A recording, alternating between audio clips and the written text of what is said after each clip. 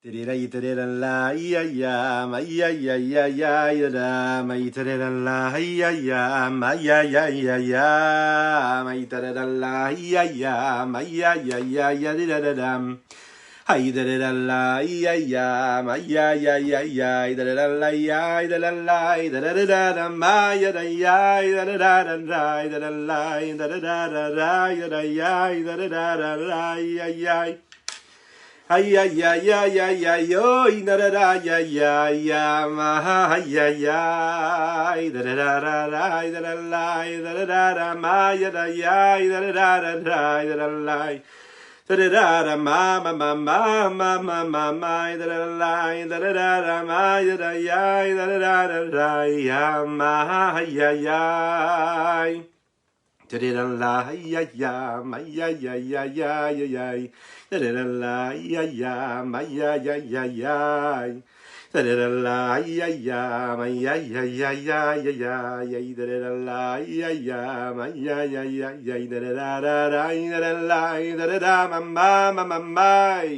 Hi da da la da da da da ma ya ya ya ya ya ya ya da da la da da da da ma ya ya ya da da da da ya ma ya ya ha ya ya ya da da la da da da da ma ya da ya da da da da ya da ya da da da da ma ya da ya da da da da ma da da la da da da da ma da da ya da da da da ya ha ya ya Tirirai tirirala ya ya ma ya ya ya ya ya ya ya tirirala ya ya ma ya ya ya ya ma tirirala ya ya tirirandai dai da da ma tirirala ya ya ma ya ya ya ya tirirara ya ya tirirara ma ma ma ma tirirara Dididididam ba bam ba bam ba ba bam ba da da da dam ba ba bam ba ba ba bam bam ba ba ba ya ya Yerev Tov Likulam. Bonsoir à toutes et à tous. Je suis infiniment heureux de vous retrouver en cette magnifique soirée que Dieu nous offre sur la terre. J'espère que vous allez bien, que le Shabbat s'est bien passé, que la fête de Purim s'est bien passée.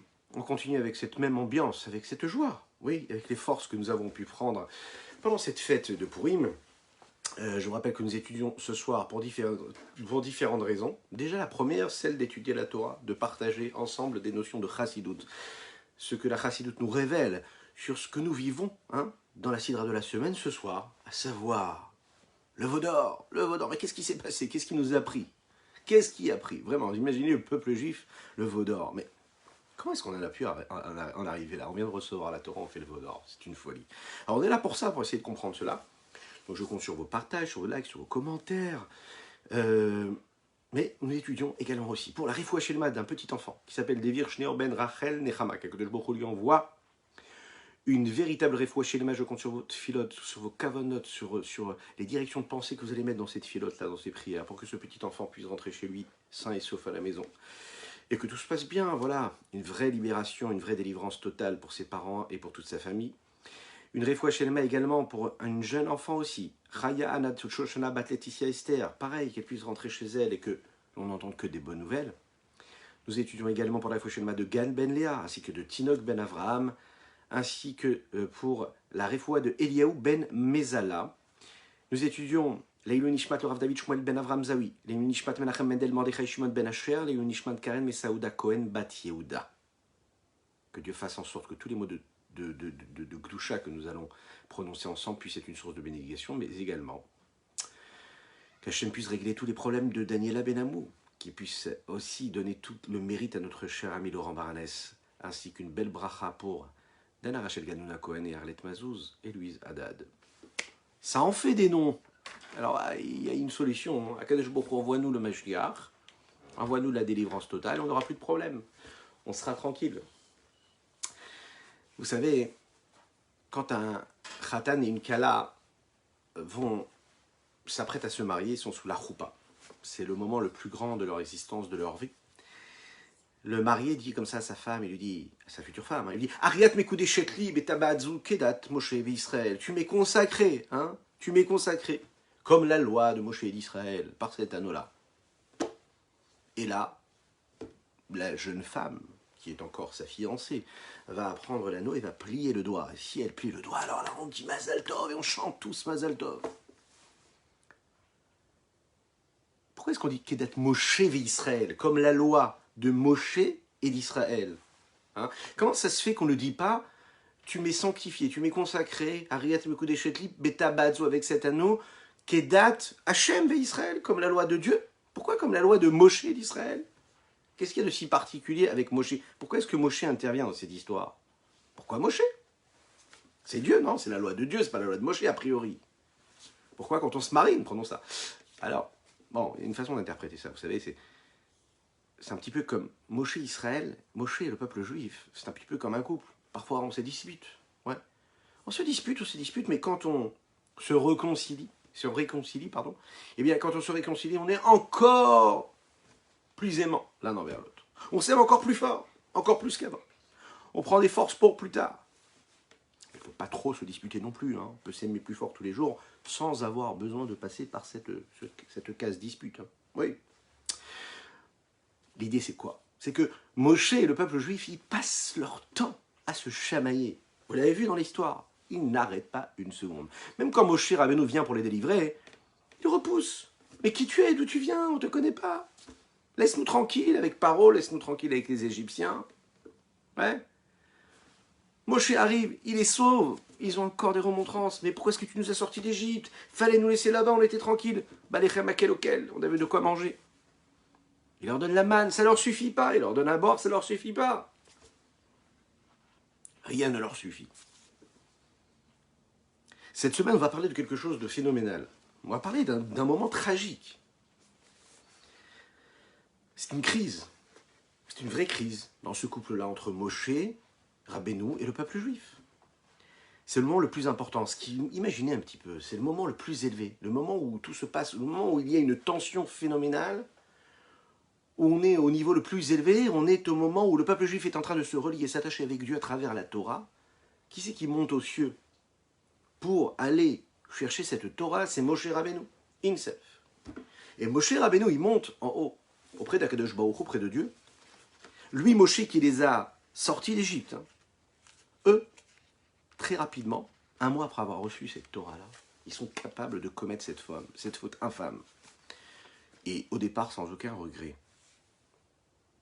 3 mois après être sortis d'Égypte, 3 mois après avoir vécu les miracles de la sortie d'Égypte, la sortie de la mer Rouge, les bénis Israël, eux, se servent d'un retard de quelques heures de Moshe Rabbeinu, puisque Moshe Rabbeinu monte chez Dieu, il est censé redescendre, et eux se disent mais que l'heure commence à tourner, que a priori ils commencent à avoir peur, ils se disent mais où est passé Moshe? Quelques heures ont suffi pour qu'ils remettent en question tout le projet que Moshe Rabbeinu leur avait offert depuis qu'il l'avait rencontré. Qu'est-ce qui s'est passé? Quelques heures de retard, ça y est, ils ont tout remis en question. Je ne comprends pas, c'est une vraie histoire qui est entre nous. À tel point que quand ils vont faire cette faute du veau d'or, ils vont dire « Élé, le Kecha Israël ». Ils vont proclamer devant ce veau d'or et dire « Voilà donc le Dieu d'Israël ». Quelle ingratitude! Quelques heures de retard. On sait qu'il ne faut jamais être en retard pour son épouse ou pour son époux. Oui, mais bon, à ce point-là. Et cette question-là, elle revient chaque année. Depuis qu'on est enfant, on apprend cette histoire-là. Depuis la maternelle, on grandit, on évolue. Et plus on avance, plus on trouve des réponses. Et les réponses, elles sont là, mais elles nous intriguent. C'est quand même curieux, quoi. Aller jusqu'à faire le vaudeur. Qu'est-ce qui leur est passé par la tête? Ils ont tout oublié. Qu'est-ce qui s'est passé? Qu'est-ce que vraiment ils se sont dit au moment où ils ont fait cette faute du veau d'or? Alors, on va expliquer simplement ce que les textes nous disent. On va essayer de comprendre aussi, chassidoutiquement parlant, quelle est la lecture que nous pouvons avoir sur cette étape-là de notre histoire. Et on va voir qu'en réalité, cette faute du veau d'or, elle nous concerne chacune et chacun d'entre nous. Et que la faute du veau d'or, c'est pas seulement ce qui s'est passé le jour J, le jour où le peuple juif a commis cette faute-là, mais c'est un petit peu aussi ce qui peut nous arriver à nous dans la vie de tous les jours, cette faute du veau d'or. Le lendemain du don de la Torah au mont Sinaï, nous étions donc le 7e jour du mois de Sivan. Moshe se sépare du peuple afin de monter vers le ciel. La veille, ils ont reçu de Dieu les Aseret Atiberot. Et maintenant, Moshe doit monter au ciel pour étudier avec Akadosh Baruch Hu, avec Dieu, de la bouche même de Dieu, il doit apprendre les 613 mitzvot. Les 613 commandements, mais aussi toutes les lois qui expliquent ces 613 commandements. Moshe, il leur dit, ne vous inquiétez pas, je vais partir, hein, je reviens, je pars pendant 40 jours, et à la fin de ces 40 jours-là, il faut que vous sachiez que pendant les 6 heures, les 6 premières heures de la journée, c'est-à-dire environ jusqu'à midi, je serai de retour parmi vous. Écoutez bien tous ces détails-là. Si on compte bien, depuis le 7 Sivan, et on compte ces 40 jours, il en ressort donc que le 17 Tammuz, a priori, Moshe Rabbeinu devait rentrer.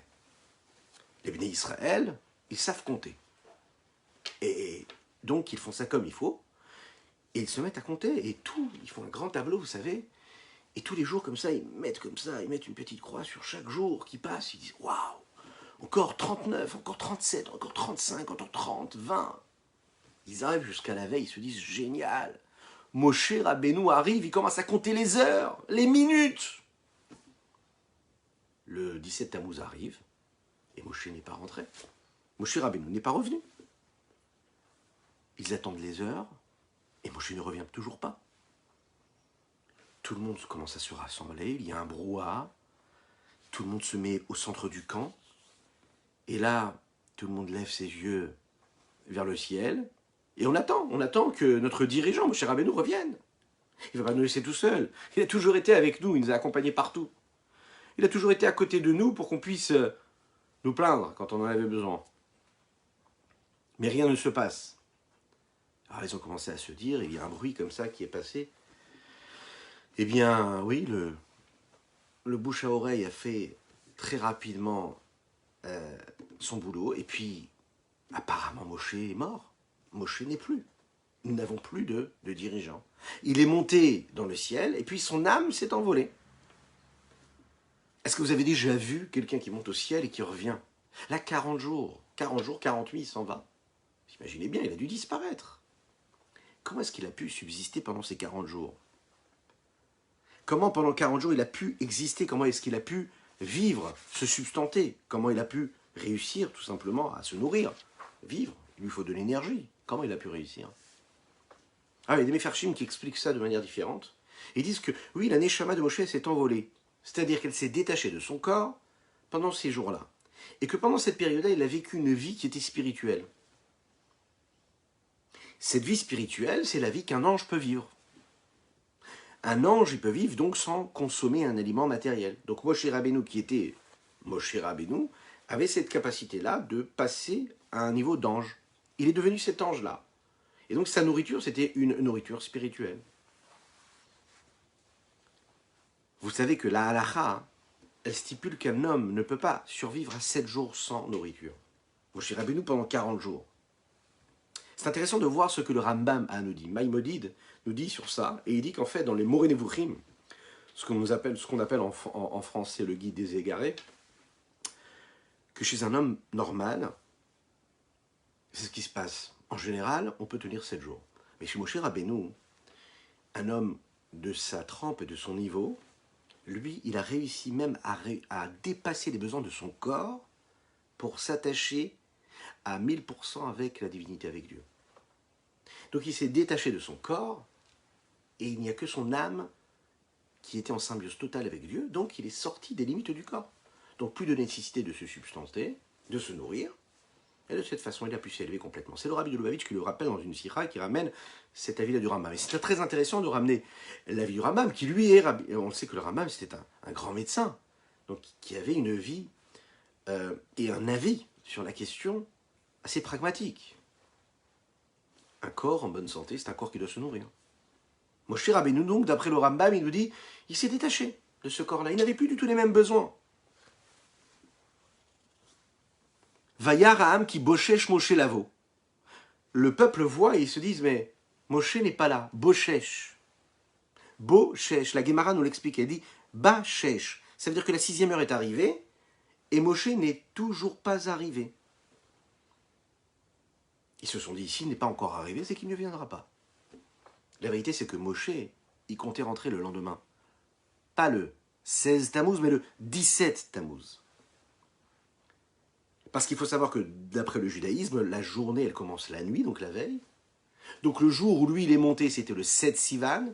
Donc ce jour-là du 7 Sivan n'est pas compté. On commence donc à compter à partir du lendemain, puisque le 7 Sivan, c'était pendant la journée. Donc on compte a priori à partir du soir. Mais là, le peuple juif n'a pas compté comme ça, il a compté à partir du 7. Alors qu'il aurait dû compter à partir du 7, c'est-à-dire entre le 7 et le 8, à la nuit du 8, la veille du 8.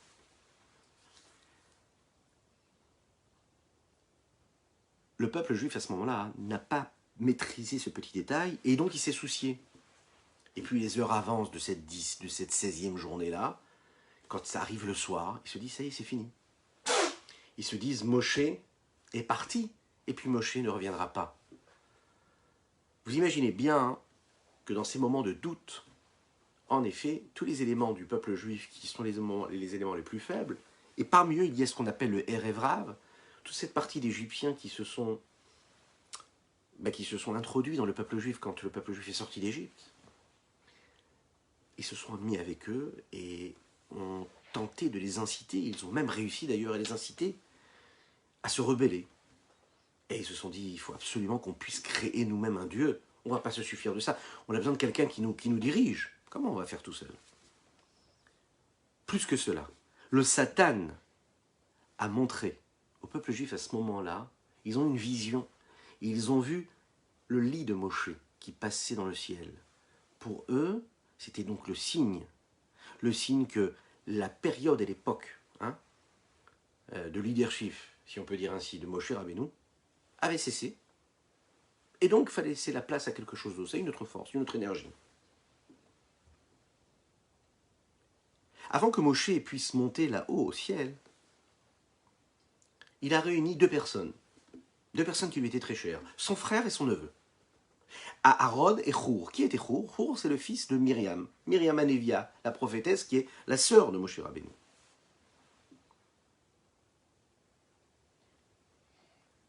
La question qu'on pourrait se poser ici, c'est qu'est-ce qu'il va faire auprès de Aaron et de Hur? Il a besoin d'eux. Aaron, ça a été toujours celui qui était toujours avec lui. Il l'a accompagné dans tout. Maintenant, qui est Hur? Pourquoi est-ce que Hur apparaît dans cette histoire-là? Alors, vous allez le voir tout de suite. Il voit son neveu, il lui dit, voilà, tu vas aider Aaron, puisqu'on a besoin d'être deux pour diriger ce peuple-là. Tu vas l'aider à diriger ce peuple quand je ne serai pas là. Hur, qui est le fils de Myriam, est là, donc il se dit, c'est ma mission, c'est là où je dois intervenir. Il va voir le peuple, il essaye de les calmer, il leur dit, mais calmez-vous, ne vous inquiétez pas. Moshe Rabbeinu, c'est lui qui nous a apporté tous les miracles, ce qui a précédé la sortie d'Égypte, c'est lui qui nous a fait sortir d'Égypte. C'est lui qui a toujours été présent pour nous. Moshe Rabbeinu, qui, quand nous on fait des fautes, c'est lui qui demande pardon auprès de Dieu. Moshe Rabbeinu. Vous ne pouvez pas faire une chose pareille, ne vous inquiétez pas, attendez un petit peu.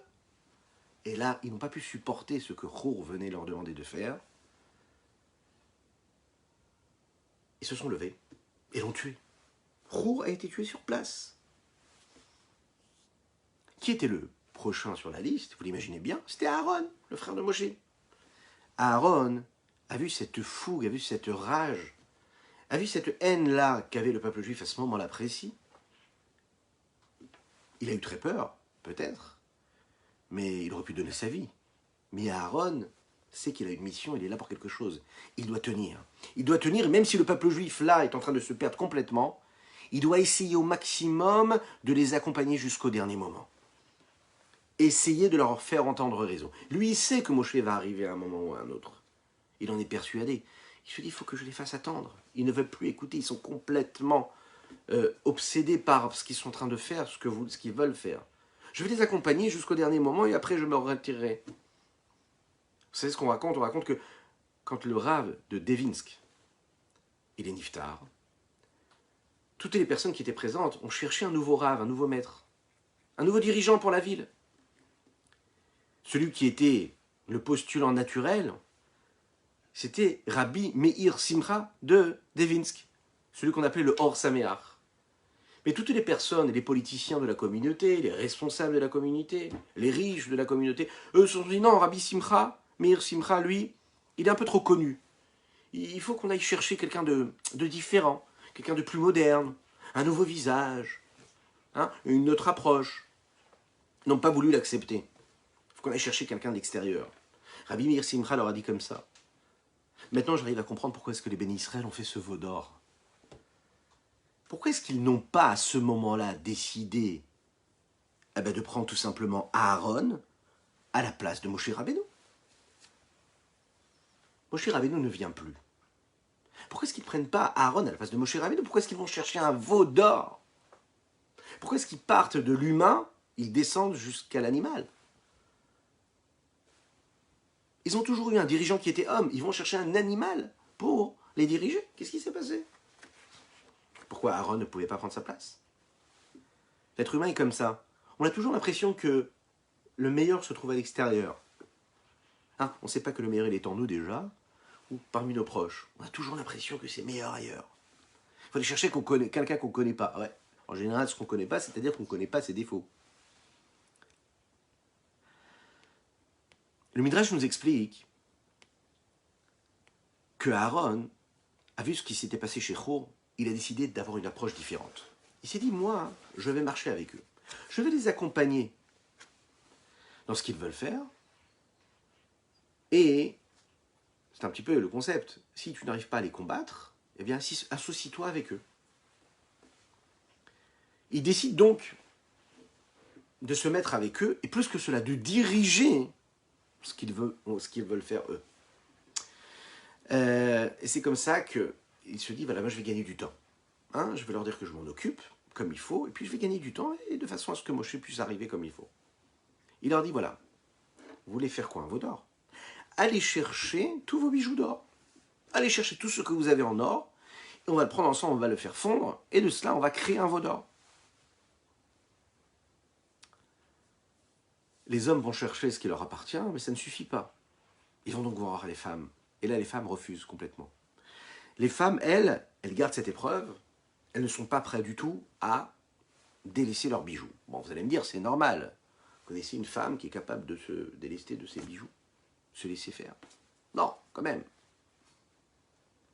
Non, les femmes ont un mérite phénoménal, on le sait, la Torah nous le raconte. Elle nous dit que les femmes, elles ont un mérite, et d'ailleurs, c'est la raison pour laquelle tous les Rosh Chodesh, elles leur sont consacrés. Le Rosh Chodesh, le premier jour du mois, est consacré à la femme juive, parce que la femme, elle n'a pas participé à la faute du veau d'or. Les hommes étaient dans cette extase de la faute. Et ils ont pris tout ce qu'ils avaient en or, et ils l'ont donné à Aaron. Aaron a pris ces bijoux-là, et les a jetés dans le feu. Et de ce feu-là est sorti ce hégel, ce veau d'or. Lechaim, lechaim, lechaim, lechaim.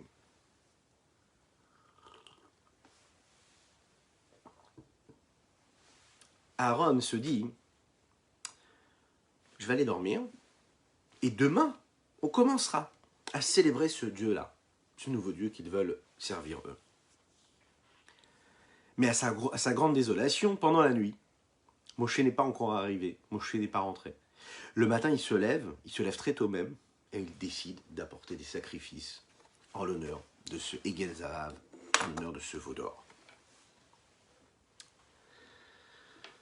En attendant, vous l'imaginez bien, Moshe Rabbeinu décide de descendre, c'est son moment. Et là, Kadosh Baruch Hu lui raconte ce qui se passe en bas. Il lui dit, Lech red ki shichet hamecha shortzeta meretz Mitzrayim. Il lui dit, descends vite, dépêche-toi de descendre.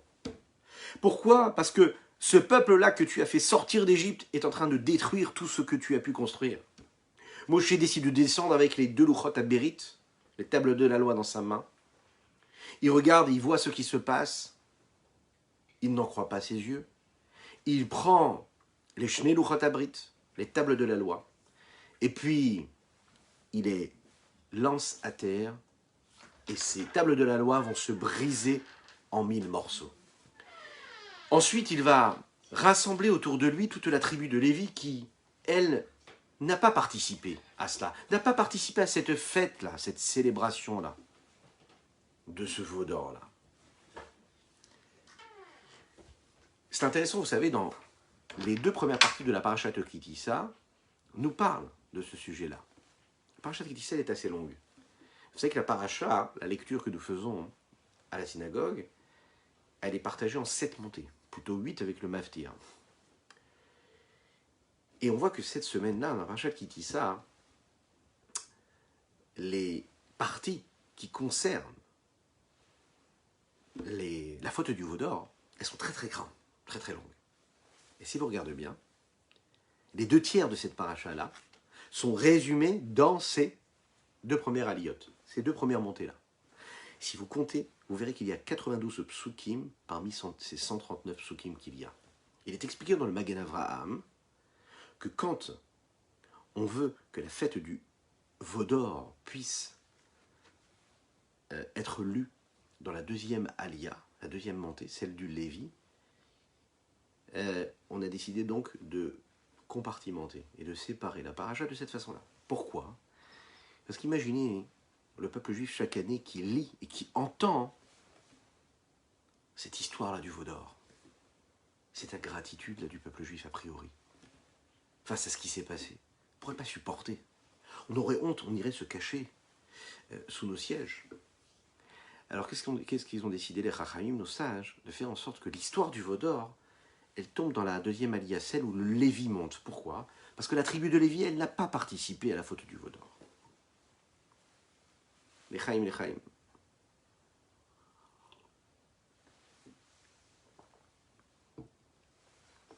Là arrive le moment où il faut faire les comptes. On réunit tout le peuple juif. Et là, on va décider malheureusement de devoir punir, parce que c'est ce que Dieu lui demande. Si tu ne punis pas, ben, je vais devoir détruire le peuple juif. Moshe Rabbeinu décide de dédaigner, de les punir, et puis de faire sa petite enquête. Et il va en ressortir 3000 hommes. 3000 hommes qui, eux, ont vraiment fauté. C'est-à-dire, écoutez bien ce que la Torah nous dit, on va voir ceux ceux pour lesquels il y avait des témoins qu'ils avaient commis cet acte-là, qu'ils avaient participé à la faute du veau d'or. On va réunir également ceux qui vont être punis, c'est ceux qui avaient reçu ce qu'on appelle la hatra'a, c'est-à-dire un avertissement, pour qu'on sait que dans la Torah, s'il n'y a pas de témoins qui seront présents quand on fait quelque chose de négatif, quand on commet une infamie, quand on commet une transgression, il faut qu'il y ait des témoins, il faut qu'il y ait aussi un avertissement.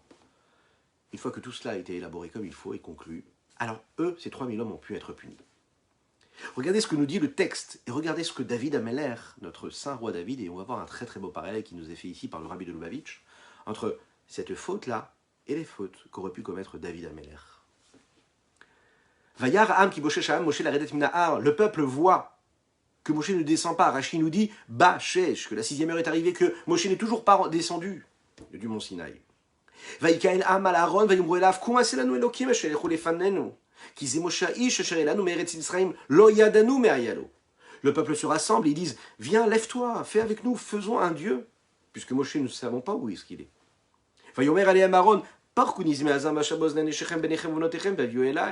Allez chercher tous les bijoux qu'il y a à vos oreilles des femmes et de vos enfants, et de filles, de vos garçons, et puis emmenez-les-moi.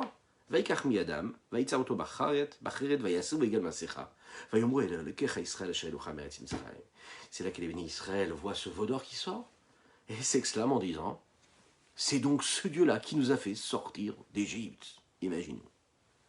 Que dit David Ameller sur ce moment-là ? Il dit, Vayamir ou et kevodam betavnit shor ochel esev. C'est magnifiquement bien dit. Ils ont renié et ils ont brisé leur honneur, leur fierté. Comment ? Vous imaginez comment ? En construisant, en élaborant un bœuf, un animal, qui est quoi ? Qui est juste un animal qui mange de l'herbe. C'est ça qu'ils sont partis créer, et c'est sur cet objet-là qu'ils sont partis dire « Elo, Ele, Elokecha Israël », ce sont les dieux qui t'ont fait sortir d'Égypte. Shor ochel esev. Alors, on l'a dit, avant de continuer un petit peu plus loin sur ce sujet-là et de revenir sur cela, c'est important de rappeler l'importance ici des femmes. Eh oui, puisque c'est le moment de leur mérite. Il vient de cette paracha-là.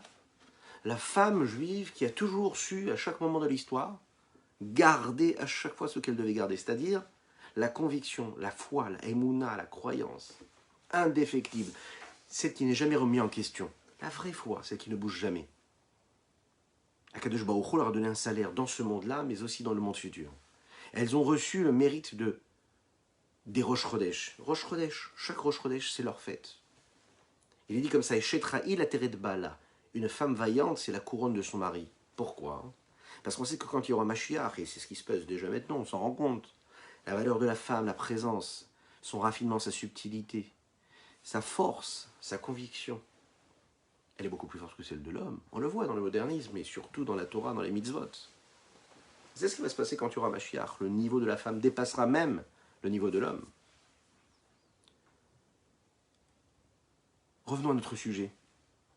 Comment ce peuple juif-là, comment ces hommes ont pu accomplir ce qu'ils ont accompli? Qu'est-ce qui s'est passé dans leur tête à ce moment-là? Le rabbi nous l'explique comme ça. Il dit, voilà de Nachmanide qui s'exprime de cette façon-là et qui l'explique, et qui nous le dit.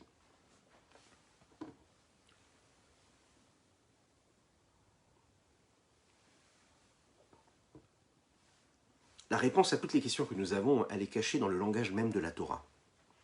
Aselanu Elokim asher yelchu lefanenu.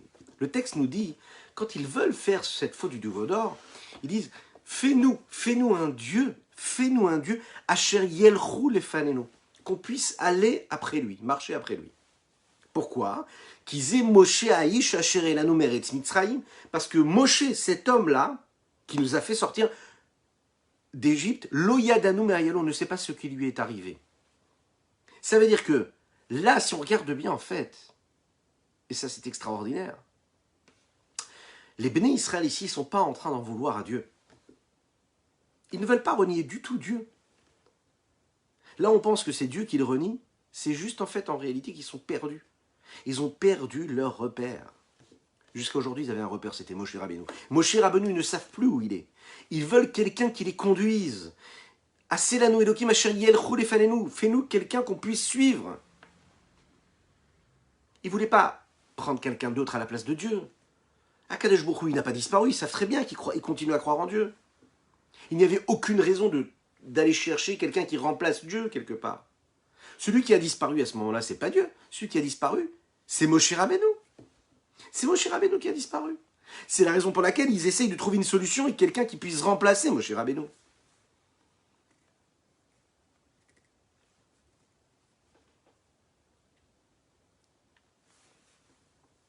Quand Akadosh Baruch Hu a envoyé Moshe pour délivrer les bénis Israël d'Égypte,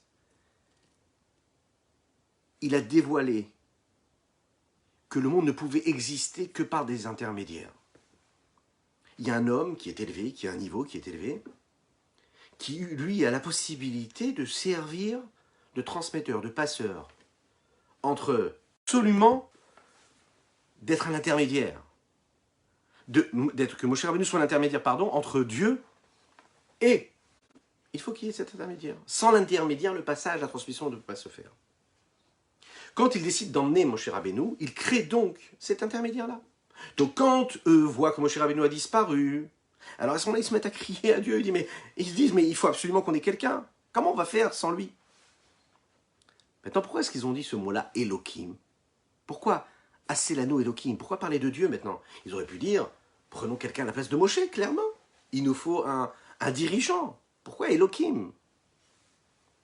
Quelqu'un qui nous dirige. En fait, ici, il faut l'expliquer ici de cette façon-là. Et c'est ce que dit Rashi d'ailleurs, et c'est ce que dit Nachmanide également. Il faut l'interpréter ici, Elohim, comme quand Hachem avait dit à Moshe, Re'en et atira Elohim les paro. Dieu lui-même, il dit à Moshe, je t'ai mis comme un Elohim pour Paro. Nachmanide nous le dit ici, la seule chose qu'il voulait à ce moment-là, c'est un autre Moshe. Il ne voulait pas un autre Dieu. Un seul Dieu, ça leur suffisait.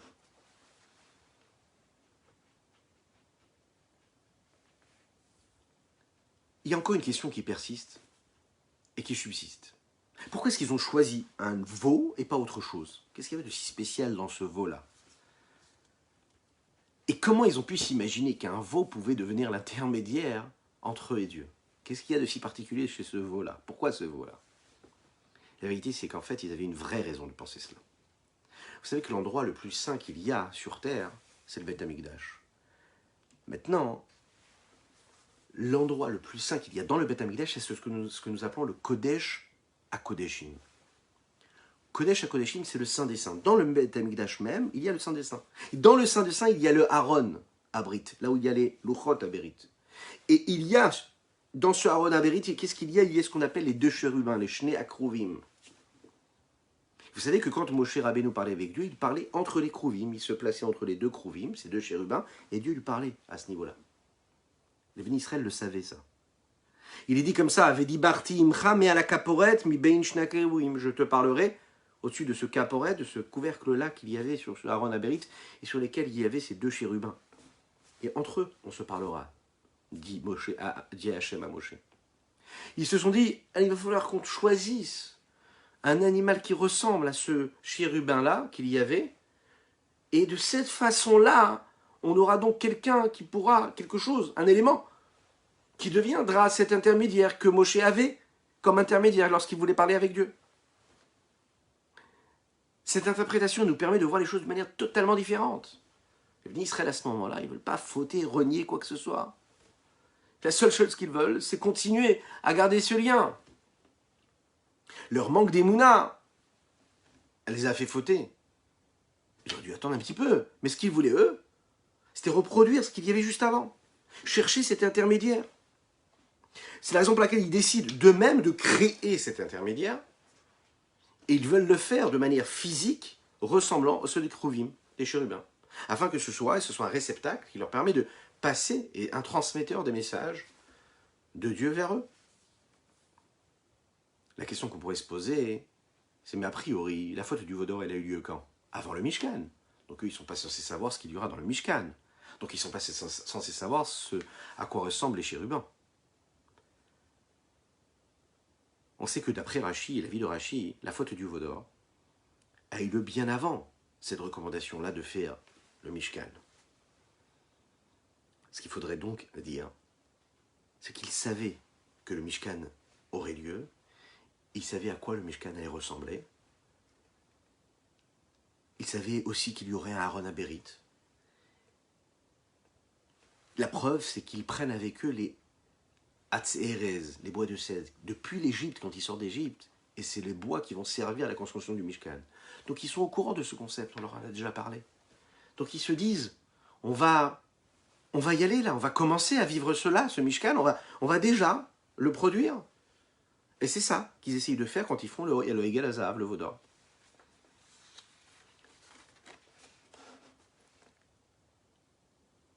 C'est intéressant de voir ce que le Ibn Ezra nous explique à ce sujet-là. Il nous dit que la forme des chérubins avait en réalité une forme de bœuf.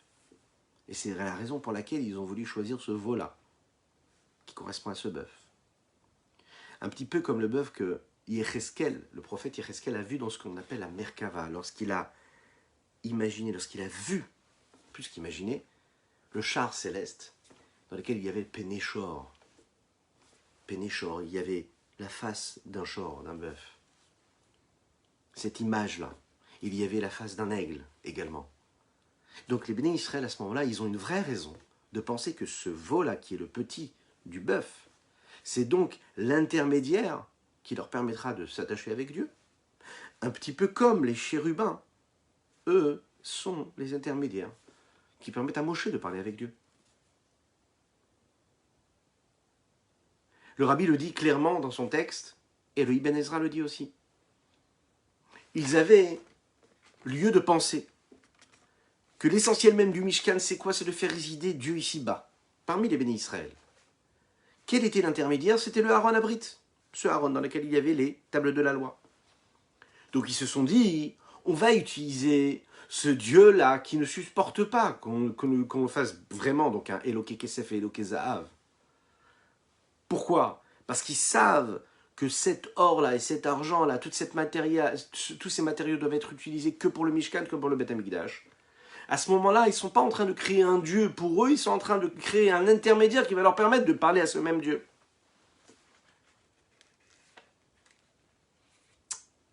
Alors ok, admettons maintenant que leur intention elle était bonne et qu'ils ne voulaient pas fauter. Concrètement, on sait qu'il y a quand même 3000 personnes qui ont été tuées après cet acte-là. Il y a eu une épidémie, et 3000 personnes sont mortes. Pourquoi? Parce que l'intention première de la globalité de ce peuple-là, et parmi eux surtout le Erev Rav, cette partie d'Égyptiens qui se sont immiscés et introduits dans le peuple juif quand ils sont sortis d'Égypte, et qui vont à chaque fois les inciter à fauter, eux vont fauter, mais pas pour des bonnes raisons. C'est la raison pour laquelle ils vont entraîner cette perte-là de ce peuple juif. C'est donc eux qui vont mourir dans cette épidémie-là, ou même par le glaive. Pour conclure, on va essayer de comprendre à quoi joue Akadosh Baruch Hu parfois à travers ses gestes, à travers ces moments d'histoire. Comment ça se fait que maintenant le peuple juif a eu besoin de vivre cette étape-là? Est-ce que vraiment il l'a voulu? Le Rabbi Lubavitch nous explique ici une explication extraordinaire qui nous fait sortir complètement de ces limites-là, de l'interprétation que nous pouvons avoir de cet acte-là du veau d'or. Et il va nous donner et nous nourrir d'un enseignement et d'un sens beaucoup plus large qui peut nous parler à chacune et chacun d'entre nous dans la vie de tous les jours. La Gemara nous dit comme ça. Amar Rabbi Yochanan Mishum Rabbi Shimon ben Yochai. Rabbi Yochanan dit au nom de Rabbi Shimon, le fils de Yochai, Lo haya David amelech raoui le otomaase, ve lo hayu Israël ruini le otomaase. David Amelech, ça ne lui allait pas, ça ne lui correspond pas d'avoir fait la faute qu'il a pu faire. De quelle faute il s'agit? La faute de Bathsheba. D'avoir fauté avec une femme, Bathsheba.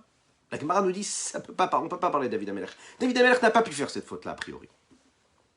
Velo hayu Israël ruini le otomaase. Et le béni Israël ne pouvait pas faire cette faute du veau d'or. Comment est-ce qu'on peut dire que le peuple juif qui a reçu la Torah va faire la faute du veau d'or? Lo haya David raoui le otomaase dirtiveli bichalal bekirbi, il est dit comme ça dans la Gemara.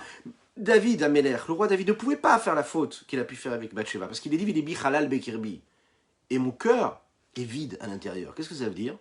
Chez Enlo Yetzerara ki harago betanit, les Chachamim nous disent, il n'a plus de Yetzerara, il avait complètement fait partir le Yetzerara. Donc comment il a pu fauter avec Bathsheba s'il n'a plus de Yetzerara, il n'a plus de mauvais penchant? Veli bichalal bekirbi, son cœur était vide. Le peuple juif, lui non plus, n'a pas pu, à ce moment-là, fauter vraiment et être apte à fauter, faire la faute du veau d'or. Parce qu'il est dit, Mihiten vayel evavam zelaim leiraoti kol hayamim. Ils étaient à un niveau, après le don de la Torah, d'une telle élévation, d'une telle sainteté et de pureté, qu'ils ne pouvaient pas fauter. C'était impossible. Qu'est-ce qu'elle nous dit, la Gemara Avodazara, elle nous dit comme ça. Et là, Gilgelu alehem ilmala et amaase hazeh. כדי ללמד אותך שאם חטא יחיד אומרים לך, לך אצל יחיד דוד המלך ששב בתשובה, ואם חטא ציבור אומרים להם, לכו אצל ציבור.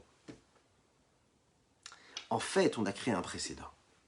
En fait, on a fait un cadeau à chacune et chacun d'entre nous lorsque David Amelech a été confronté à cette faute-là, et lorsque le Ham Israël a fait la faute du veau d'or. On a créé un précédent. Pourquoi? La Gemara est en train de nous dire, ça vient t'apprendre et t'enseigner, que si quelqu'un qui est tout seul, il se retrouve face à une situation où il va devoir fauter, il va fauter malheureusement. Et bien il va se souvenir que David Amelech lui aussi a fauté, et que David Amelech a pu faire teshuva, et que Dieu a accepté sa teshuva.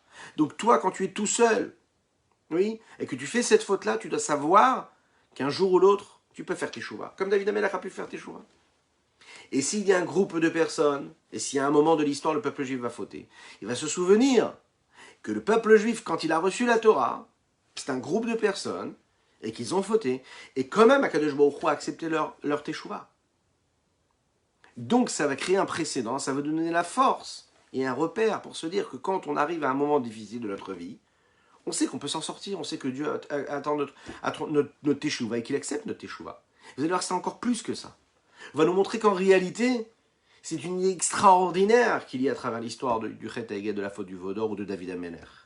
On va nous montrer qu'un juif qui a fauté, il a un niveau qui est beaucoup plus élevé qu'un juif qui n'a jamais fauté.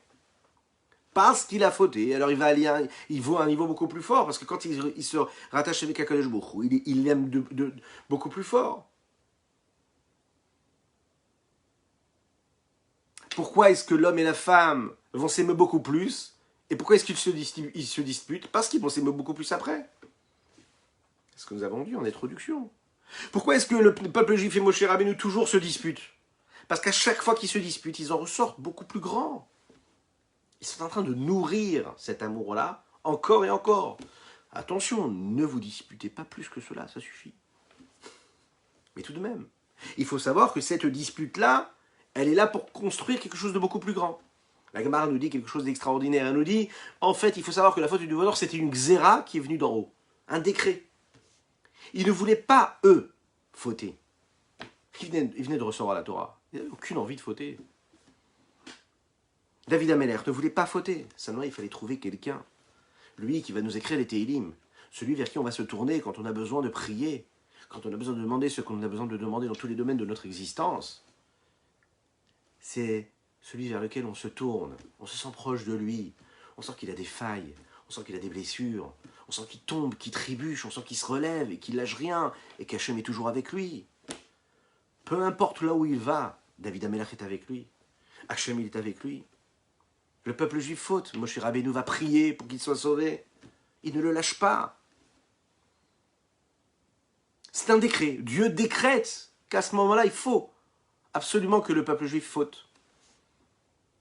Pour qu'après, il puisse sortir beaucoup plus grand que cela.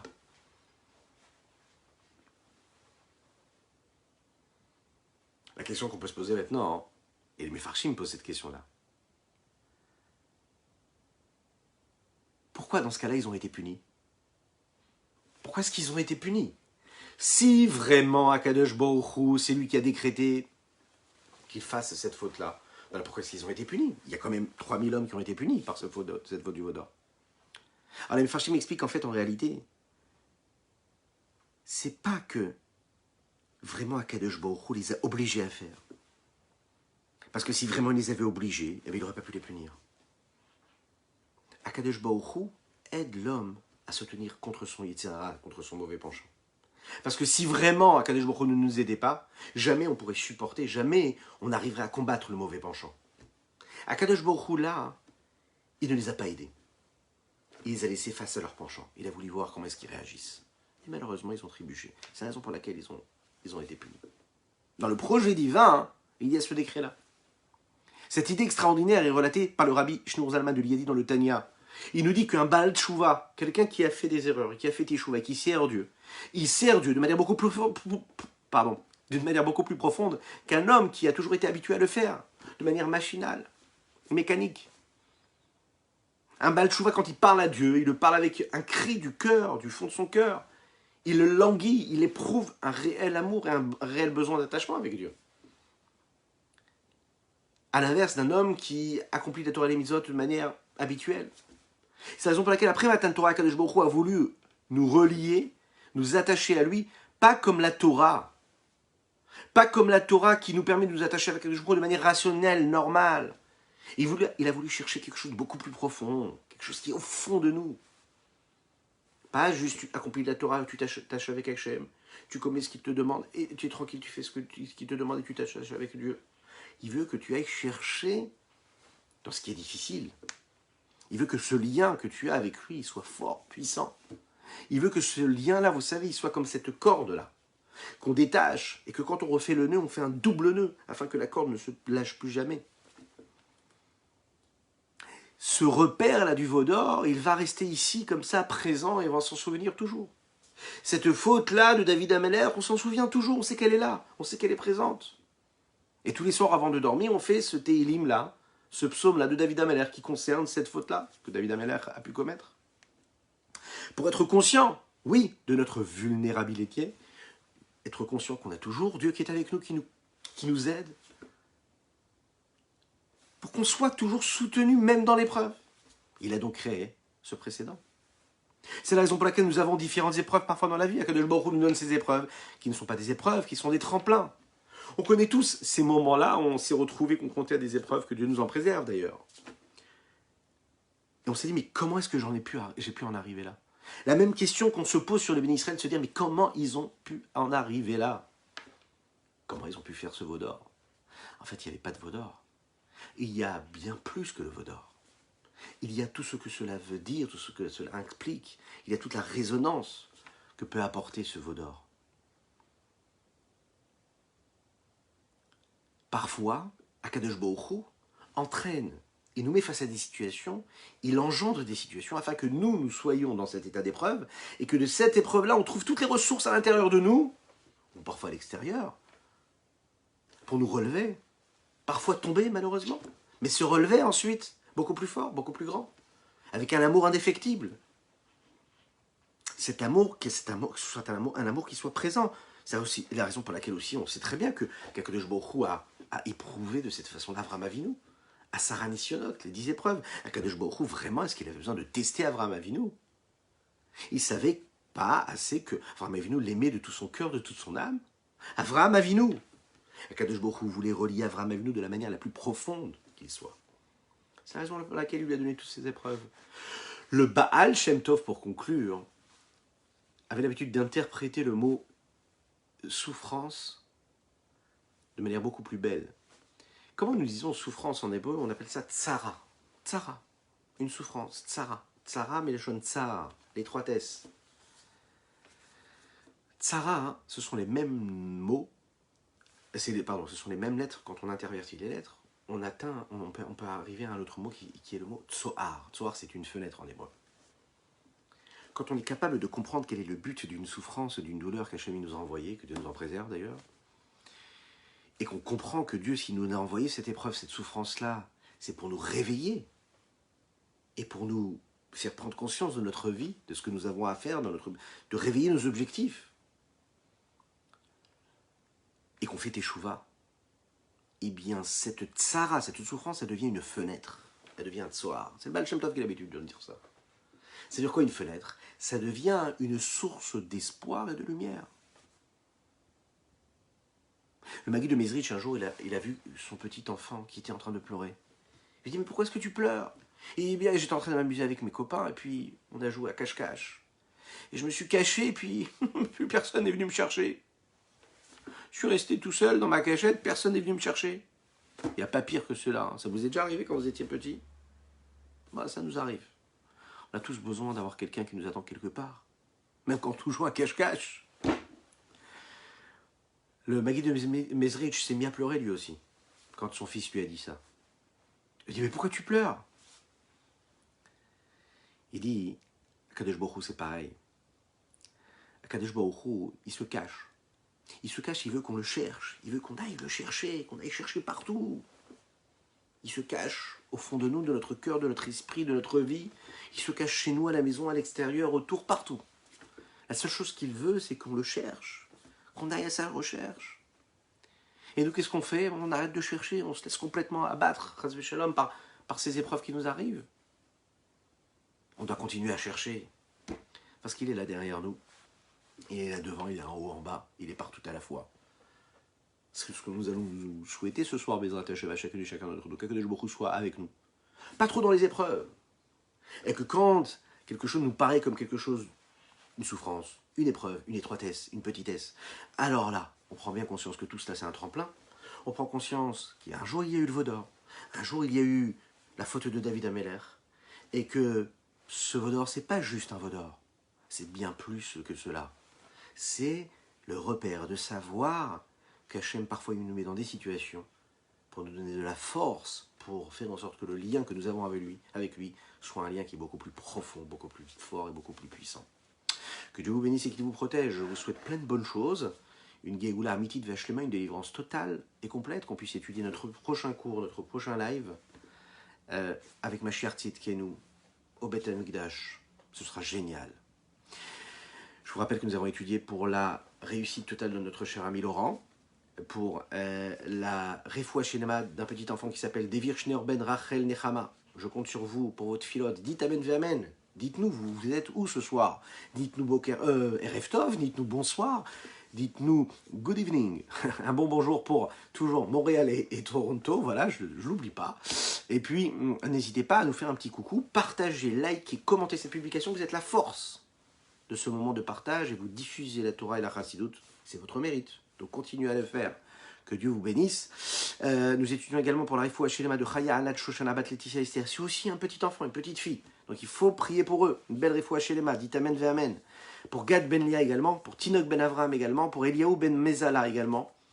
Et nous étudions pour la Leinu Nishmat, le Rav David Shmuel ben Avram Zawi, Leinu Nishmat Menachem Mendel Mordechai Shimon ben Asher, Leinu Nishmat Karen Mesaouda Cohen Bat Yehuda.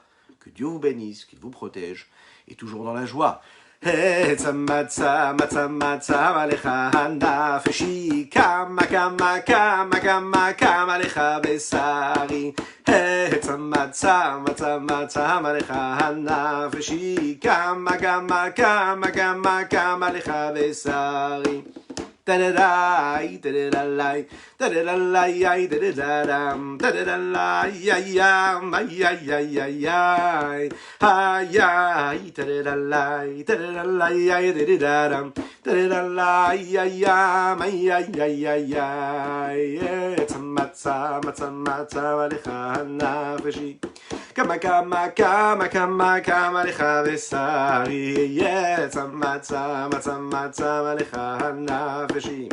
Kama kama kama kama kama lecha vesari, hayay tedilalay tedilalay tedilalay tedilalay ayam ayayayayay.